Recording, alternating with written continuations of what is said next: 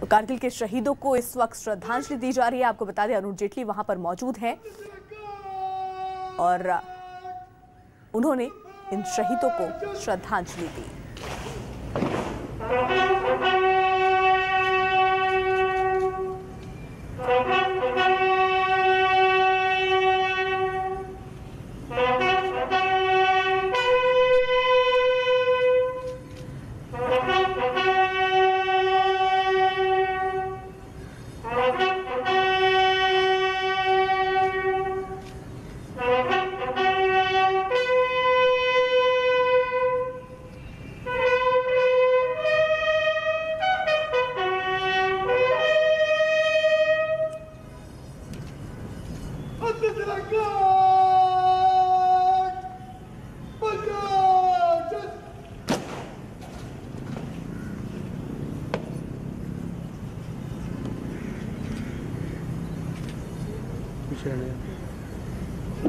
तस्वीरों में आप देख रहे हैं रक्षा मंत्री अरुण जेटली यहां पर मौजूद हैं श्रद्धांजलि देते हुए।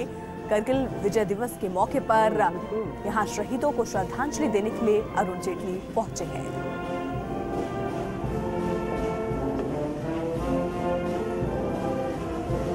और ये विजिटर बुक में साइन करते हुए अरुण जेटली यहां पर आप तस्वीरों में देख पा रहे हैं। कारगिल विजय दिवस का मौका और ऐसे में शहीदों को श्रद्धांजलि दे रहे हैं और अब संदेश लिख रहे हैं विजिटर बुक में रक्षा मंत्री अरुण जेटली।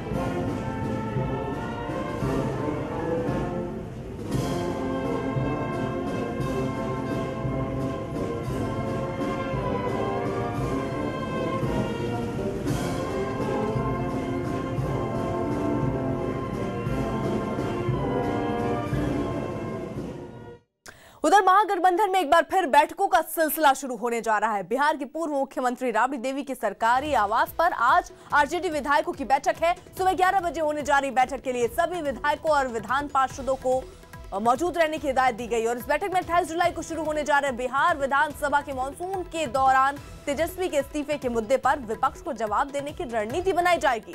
उधर राष्ट्रपति रामनाथ कोविंद के शपथ ग्रहण समारोह में शिरकत करके पटना लौटे मुख्यमंत्री नीतीश कुमार भी अचानक हरकत में आ गए हैं। पटना पहुंचने पर नीतीश ने भी अपने पार्टी के विधायक दल की बैठक बुलाने का ऐलान किया। आज शाम करीब 5 बजे जेडीयू विधायकों की बैठक बुलाई गई है। गौरतलब ये है कि ये बैठक 28 जुलाई को होने वाली थी। माना जा रहा है कि इस बैठक में नीतीश उप मुख्यमंत्री तेजस्वी यादव को लेकर कोई फैसला कर सकते हैं।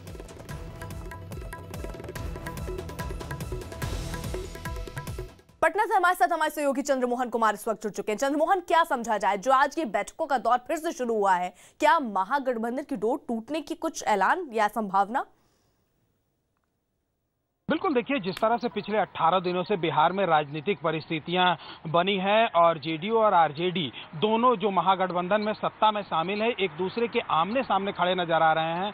जब से लालू यादव के घर पर सीबीआई की छापेमारी हुई है और उप मुख्यमंत्री तेजस्वी यादव के खिलाफ सीबीआई ने एफआईआर दर्ज की है, उसके बाद से यह कयास लगाए जा रहे थे कि या तो तेजस्वी खुद इस्तीफा दे देंगे या फिर नीतीश कुमार उनको बर्खास्त कर देंगे या फिर उनसे इस्तीफा ले लेंगे। लेकिन अब तक पिछले 18 दिनों में लगातार बैठकें चली हैं दोनों दलों के बीच, लेकिन अब तक कुछ हल निकलते नहीं दिख रहा है। और जो नीतीश कुमार का भ्रष्टाचार के खिलाफ जीरो टॉलरेंस की जो बात की जाती है उसको लेकर उन पर लगातार विपक्ष के हमले भी हो रहे हैं, जिसको लेकर कई बार सवाल भी खड़े हो चुके हैं। और जो 28 तारीख को बिहार विधानसभा के सत्र शुरू हो रहे हैं उसमें विपक्ष को कैसे जवाब दिया जाए, जो तेजस्वी को लेकर सवाल उठाएंगे उसको लेकर यहाँ पर बैठकें बुलाई गई हैं, जिसमें आरजेडी के तमाम विधायक और एमएलसी यहाँ पर मौजूद रहेंगे। लेकिन आज के बैठक के मद्देनजर नीतीश कुमार ने भी अपने विधायकों की बैठक बुलाई है जो शाम 5:30 बजे होनी है। और कहा यह जा रहा है कि लालू यादव के घर पर जो भी एक्टिविटी होगी, जो भी यहाँ पर बैठक में निर्णय लिए जाएंगे, उसको लेकर यह बैठक जो 28 तारीख को होनी थी उसको लेकर नीतीश कुमार आज बैठक बुलाए। ठीक है चंद्रमोहन, नजर बनाए रखिए क्योंकि 11 बजे का वक्त होगा जब आरजेडी यहाँ पर बैठक करेगी। उसके बाद शाम 5:30 बजे यहाँ नीतीश कुमार भी